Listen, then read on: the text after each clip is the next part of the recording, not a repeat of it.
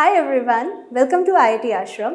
मैं हूँ सौम्या और आज मैं डिस्कस करने वाली हूँ एक बहुत ही इंटरेस्टिंग टॉपिक ग्रेड 8 केमिस्ट्री का। हमारा चैप्टर है कोल एंड पेट्रोलियम। वैसे कोल एंड पेट्रोलियम जानने से पहले हमें कुछ टर्मिनोलॉजीज अच्छे से पता होनी चाहिए, तो आज का ये सेशन बस इसी इंट्रोडक्शन तक है। तो स्टार्ट करें, चलिए। तो सबसे पहली बात, रिसोर्स क्या होती है। हमें पता है कोल, पेट्रोलियम, नेचुरल गैसेस, ये सब रिसोर्सेज हैं, है ना। But technically what does this term mean? So here we come. Resource is any material which is available in our environment. और ये कैसा होना चाहिए?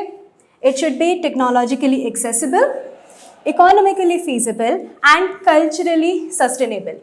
इन शॉर्ट, कोई भी ऐसी चीज़ जो हमारी यूटिलाइजेशन के लिए हो, ठीक है, दैट इज अ रिसोर्स। अब आइडियल रिसोर्सेज कैसी होनी चाहिए? जो हमें इजीली अवेलेबल हो, इकोनॉमिकली सस्टेनेबल हो और हमें नेचुरली मिल जाए। तो रिसोर्सेज को हम अलग अलग तरीके से कैटेगराइज करते हैं। कुछ होती है नेचुरल रिसोर्सेज जो हमें नेचर से मिल जाती है, और कुछ होती हैं आर्टिफिशियल रिसोर्सेज जिन्हें हम मैन मेड रिसोर्सेज कहते हैं। उन्हें हम सिंथेसाइज करते हैं या तो लैबोरेटरी में या तो इंडस्ट्रीज में। यही नहीं, हम रिसोर्सेज को कुछ और तरीक़ों से भी क्लासीफाई करते हैं, जैसे कि रिन्यूएबल, नॉन रिन्यूएबल, है ना। तो बस आज रिन्यूएबल, नॉन रिन्यूएबल के लिए हम एक अलग टर्म यूज़ करने वाले हैं। For renewable the term which you are going to use is inexhaustible resource, and for non renewable the term will be exhaustible resource. So that's it, ठीक है। Resources can be classified as natural and artificial resources based on the origin. And they can also be classified as exhaustible and inexhaustible based on the production and utilization rate. चलिए इसको थोड़ा और depth में जानते हैं। So here we go. We'll start with exhaustible resources. Exhaust word से हमें क्या समझ आ रहा है? हाय मैं बड़ा थक गई, है ना, मैं एकदम एग्जॉस्टेड हूँ आज के लिए, I have just lost my energy, bandwidth खत्म हो गई आज की, बस वही तो है। So these are the resources which are limited in nature, है ना, they are limited in nature. अब इनको बनने में काफ़ी लंबा टाइम लग रहा है। याद आया? Non renewable resources, they can be renewed but they will take a very long period of time to be produced again. और इसमें एक लॉजिक है, अगर आपका utilisation rate is very fast, मतलब बहुत जल्दी यूज़ कर रहे हो और लिमिटेड स्टॉक है, इन दैट केस ऑब्वियसली ये रिसोर्स बहुत जल्दी डिप्लीट हो सकती है, right. So if the rate of utilization is more than the rate of production, then the limited stock can be easily depleted. अच्छा, extraction and use of these resources does have environmental impacts. देखिए, pollution करता है, habitat destructions होते हैं and ultimately climate change. Yes, so is such a kind of resource actually sustainable? The answer is no, such resources are non sustainable. Also जैसे मैंने आपको बताया कि ये काफ़ी कम है ना, लिमिटेड क्वांटिटी में इसका स्टॉक है। तो जैसे जैसे इसकी क्वांटिटी कम होने लगती है, इकोनॉमिकल क्राइसिस डेफिनेटली होता है, right. So economical challenges will arise when such kind of resources are being depleted. तो ऐसे कौन से एग्जांपल्स हैं हमारे पास जो कि एग्जॉस्टिबल हैं? यस, करेक्ट, बहुत सारे बच्चों का सेम आंसर है, fossil fuels, that's the correct answer. So fossil fuels लिख देते हैं यहाँ पे।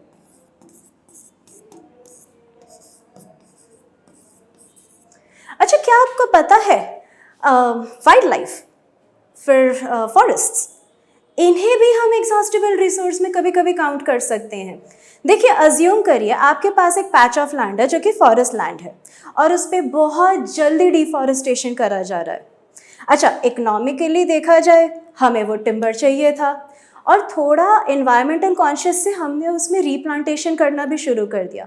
But please remember, the plant will take at least 10 to 15 years to be mature and to be used again for timber. अब अगर utilisation rate बहुत fast रहा तो हमारा ये रिसोर्स बहुत जल्दी डिप्लीट हो सकता है। The same goes for wild life also. So forest and wildlife can also be counted under exhaustible resources if the utilization rate is very high. चलिए अब चलते हैं हमारी रिन्यूएबल रिसोर्सेज, मतलब जो बहुत जल्दी रिन्यू होती हैं। अब वो तो एग्जॉस्ट नहीं हो रही, तो हमारा टर्म है inexhaustible resources. They are abundantly found in nature, उसका स्टॉक बहुत सारा है और यही नहीं, उसका प्रोडक्शन रेट भी बहुत फास्ट है ना। तो आप इसको काफ़ी बार यूज़ कर सकते हैं, मतलब बार बार again and again you can be using such kind of resources. Now the use of renewable resources has minimal environmental impacts, है ना। अच्छा, आप खुद सोचिए, कोल निकालना है, पेट्रोलियम निकालना है, कहीं माइनिंग करनी है, कहीं पंपिंग करके एक्सट्रैक्ट करना है, कितना उसमें आपका पॉल्यूशन हो रहा था। वैसे अगर आप रिन्यूएबल रिसोर्सेज को देखेंगे तो इतना पॉल्यूशन नहीं होता and ultimately greenhouse effect कम रहता है, क्योंकि ग्रीन हाउस गैसेस का एमिशन कंपेरेटिवली काफ़ी कम होता है। अच्छा, now such kind of resources are definitely more sustainable, right. अच्छा, providing a wide range of options for clean energy generation. अब इसके एग्जाम्पल्स कौन से हैं? सोलर एनर्जी, विंड एनर्जी, है ना। वाटर से हम लोग निकालते हैं, टाइडल एनर्जी है, हाइडल एनर्जी है, हाइड्रो एनर्जी है, there are so many things coming in. Ocean के टेम्परेचर पे आजकल ओटेक एनर्जी भी बन रही है। तो अगर आप नोटिस करें, ये सारे sources of energy are highly sustainable and also very less polluting, right. और इन पे काफ़ी रिसर्च भी करी जा रही है। तो यहाँ से एक और एक टर्म आ रहा है, कन्वेंशनल एंड नॉन कन्वेंशनल।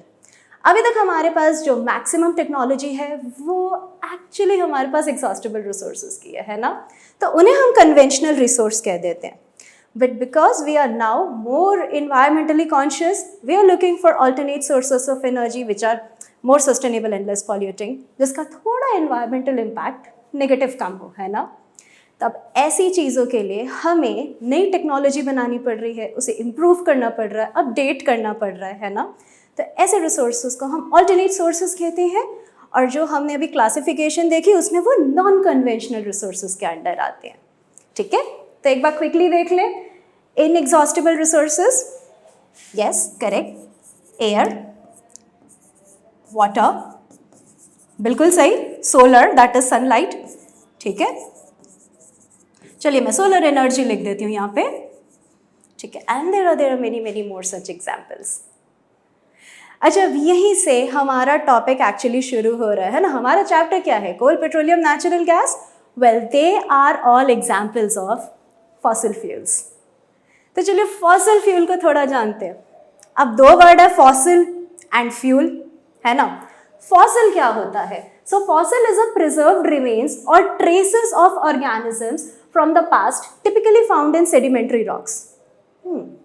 मतलब एक ज़माने में अप्रॉक्सीमेटली 100, 200, 300 मिलियन ईयर्स पहले कुछ लिविंग ऑर्गेनिजम्स थे। दे फाइनली गॉट सबसाइडेड, है ना। उन पे सॉइल के लेयर्स आती रही, हाई प्रेशर क्रिएट हुआ, टेम्परेचर भी काफ़ी ज़्यादा हाई था। तो ये जो डेड एंड डीकेइंग रिमेन्स थे, इनमें कुछ तो एक्शन हो रहा था and ultimately after millions of years they got converted into fossils. वैसे सिर्फ ये नहीं, आपने सुना डायनासोर फॉसिल्स भी होते हैं। हिमालयस पे तो एक्वाटिक फॉसिल्स मिलते हैं, right. So fossil is any portion remaining of the dead and decaying organisms over millions of years which has been preserved. वैसे ज़रूरी नहीं है कि हमेशा मटेरियल मेथड में ही मिले, कभी कभी हमें इम्प्रिंट्स भी मिलते हैं और उन्हें भी फॉसिल कहा जाता है। तो चलिए, फॉसिल वर्ड तो हो गया। सेकेंड वर्ड है fuel. What is a fuel? Can we say every combustible material is a fuel? ऐसा नहीं है। देखिए, कंबस्टिबल मटेरियल मतलब क्या? जो जल सकता है ना। Something which can burn is called a combustible material.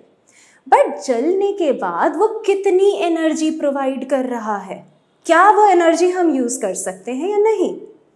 So that is a fuel, right. A fuel is any substance which on burning gives adequate amount of energy, जैसे आप यूटिलाइज कर पाए, ठीक है। तो अब हमें फॉसिल भी पता है, फ्यूल भी पता है। So what are fossil fuels? Simple है, fossil fuels are those fossils which on burning give adequate amount of energy, and we know the classic three examples: oil, that is nothing but petroleum, natural gas and coal. So that's it. ये था हमारा introductory session आज का. In the next class we are going to discuss about coal in detail. ये कैसे बना, इसे कैसे माइनिंग करके निकालना है, इसमें से कैसे डेरिवेटिव्स निकाले जाते हैं और इसके कौन से यूजेस हैं. So stay tuned, we'll meet again. Thank you for joining in.